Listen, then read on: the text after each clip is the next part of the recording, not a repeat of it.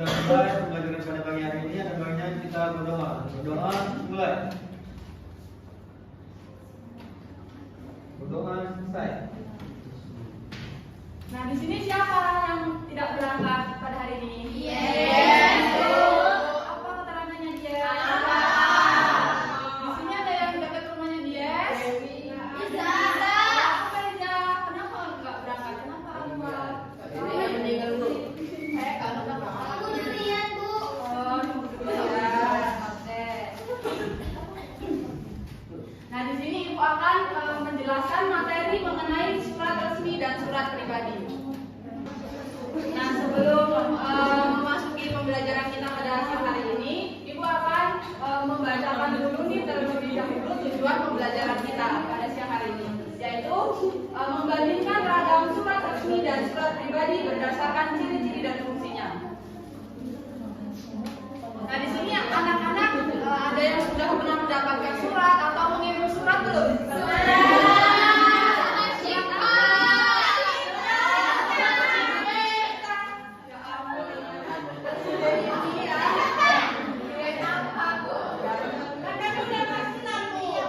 Jadi kalau sudah kelas 6 boleh cerita-cerita.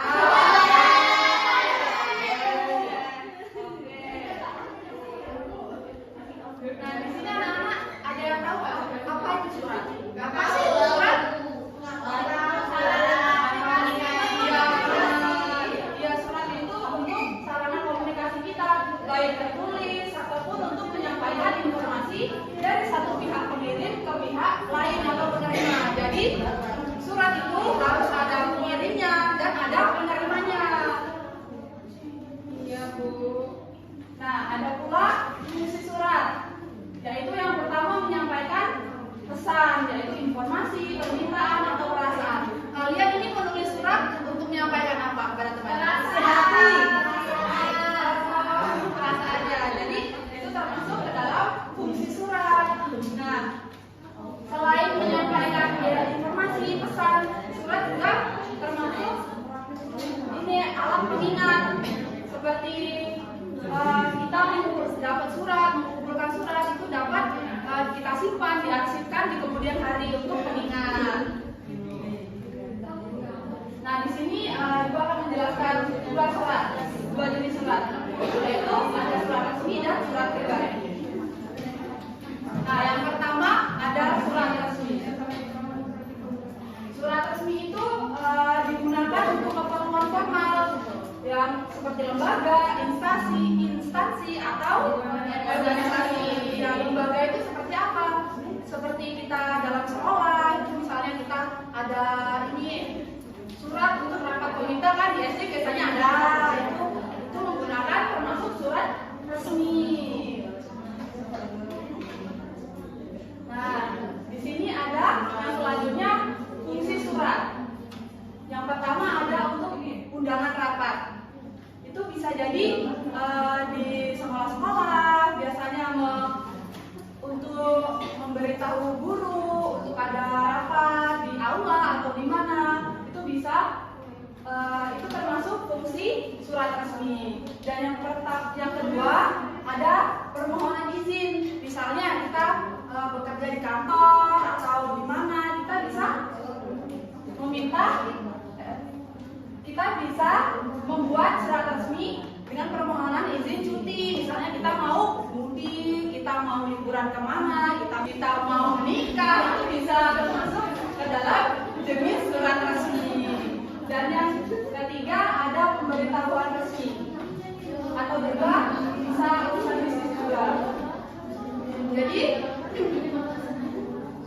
nah yang ketiga ada pemberitahuan resmi atau kita gabungkan saja urusan bisnis itu, yaitu pemberitahuan resmi seperti penawaran kerjasama antar kantor.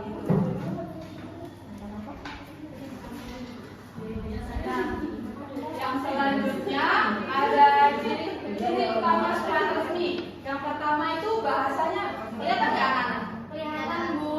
Nah, yang pertama itu menggunakan bahasa yang baku, lugas, efektif, dan sesuai dengan kaidah bahasa Indonesia. Jadi surat resmi itu menggunakan bahasa yang sopan, yang baku tentunya. Dan yang kedua, wajib ada kepala surat, surat dengan logo lembaga, misalnya Kepala sekolah. misalnya dia itu seperti logo perusahaan atau logo sekolah gitu. Nah, yang ketiga ada wajib ada nomor surat, lampiran dan perlihat. Dan yang selanjutnya ada menggunakan stempel atau cap.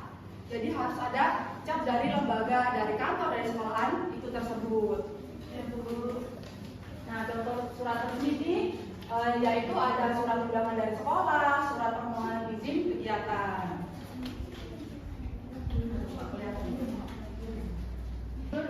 Nah, di sini ada contoh bagian-bagian surat resmi. Sama itu keterangannya ada kepala surat, yang dinamakan kepala surat itu seperti kan logo ini. Tuh, ini yang pertama namanya kepala surat. Terus yang kedua ada tanggal surat. Ini di sini tanggal suratnya. Ini tanggal surat. Dan yang ketiga ada nomor surat. Kalau surat resmi itu harus ada nomor surat. Yang selanjutnya itu ada lampiran.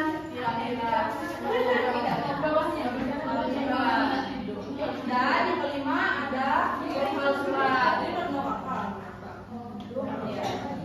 Terus ada alamat surat. Alamat ini dituliskan untuk siapa, mau untuk apa, siapa surat yang dikirim. Dan ada salam pembuka. Terus ada isinya. Itu berisi seperti tanggal pelaksanaan, hari, tempatnya di mana, terus ada salam penutup, ada jabatan yang mengirim suratnya. Ini selanjutnya ada surat pribadi. Nah, surat pribadi ini digunakan untuk berkomunikasi secara pribadi, perorangan kepada orang lain seperti teman, keluarga, dan kerabat. Seperti kalian mengirim surat kabar melalui sahabat pena yang dari jauh, atau ya bisa surat kita juga bisa, tapi nanti dulu ya nanti kita.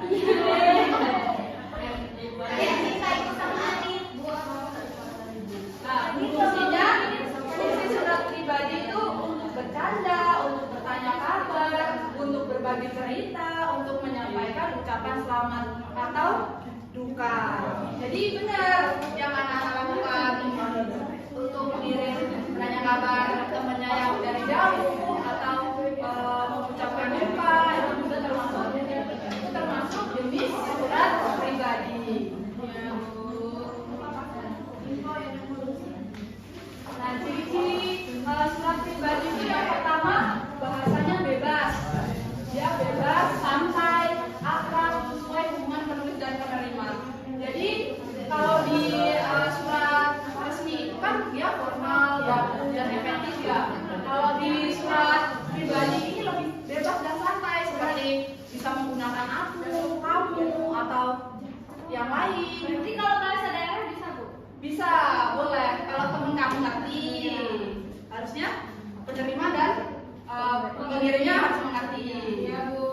Yang selanjutnya ada tidak ada kepala kop atau surat yang tadi. Jadi kita lebih santai kan tadi, kalau surat pribadi itu lebih santai. Terus tidak ada nomor suratnya.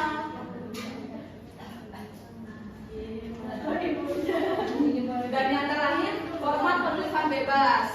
Jadi kalian tulisnya bebas, format tulisannya itu bebas. Gimana ya? Ya benar, anak-anak tidak terstruktur, tidak apa-apa, kita bebas dan santai. Nah, contoh surat pribadi itu untuk bisa untuk surat nenek, untuk sahabat pena tadi.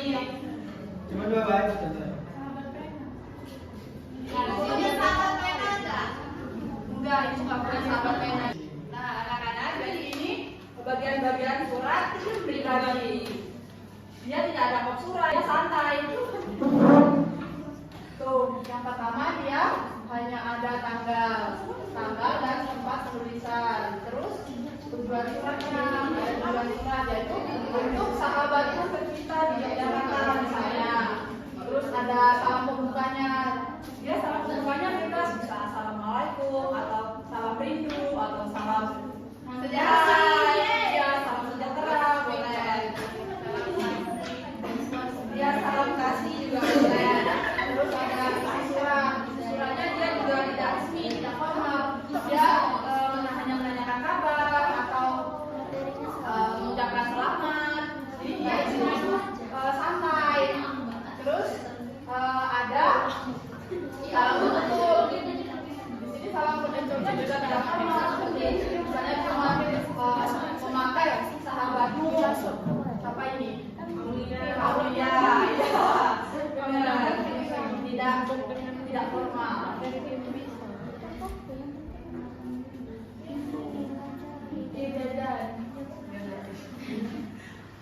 Jadi anak-anak itu tadi materi dari Ibu, apakah sudah bisa dimengerti atau belum?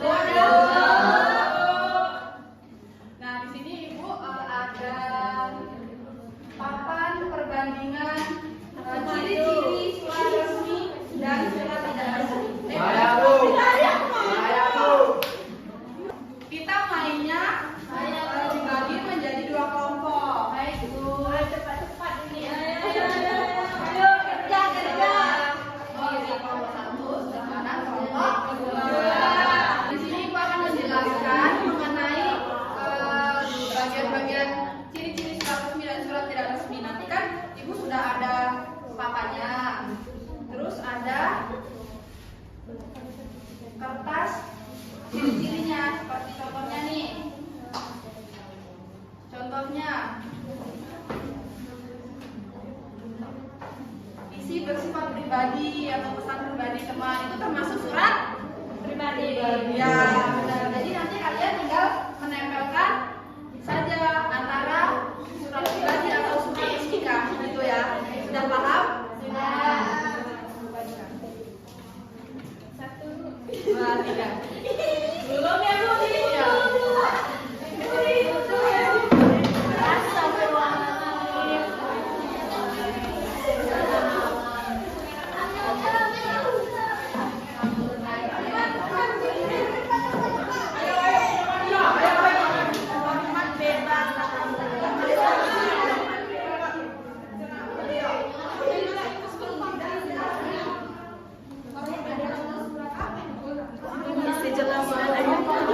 Aku yang buka ini.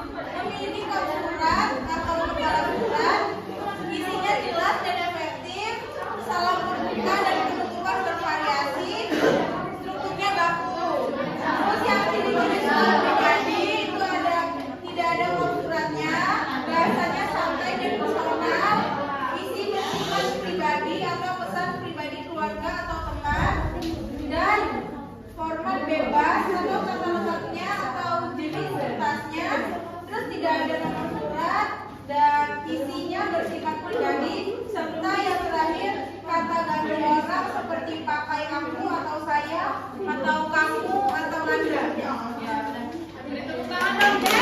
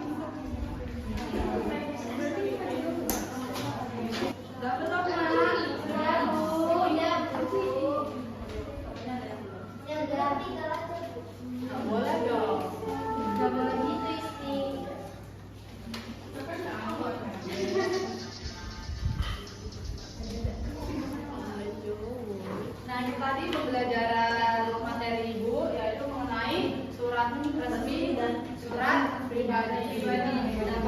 Dapat disimpulkan yaitu surat resmi itu punya aturan ketat, memiliki bab surat, bahasanya baku, dan untuk urusan lembaga atau organisasi. Sedangkan surat pribadi itu bersifat bebas, akrab, tanpa bab surat, dan untuk komunikasi personal.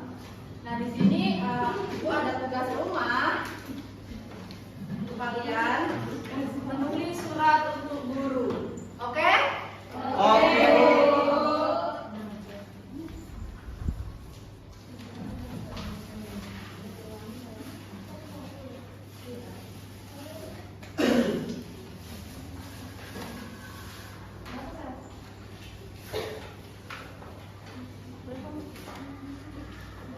Jadi itu tadi pembelajaran dari Ibu mengenai surat resmi dan surat pribadi. Sebelum menutup pembelajaran kita pada siang hari ini, alangkah baiknya kita berdoa terlebih dahulu sebelum pulang. Untuk ketua kelas boleh dipimpin untuk doa. Berdoa mulai. Doa selesai. Baik, itu saja Ibu akhiri. Wabillahi taufiq wal hidayah. Wassalamualaikum warahmatullahi wabarakatuh.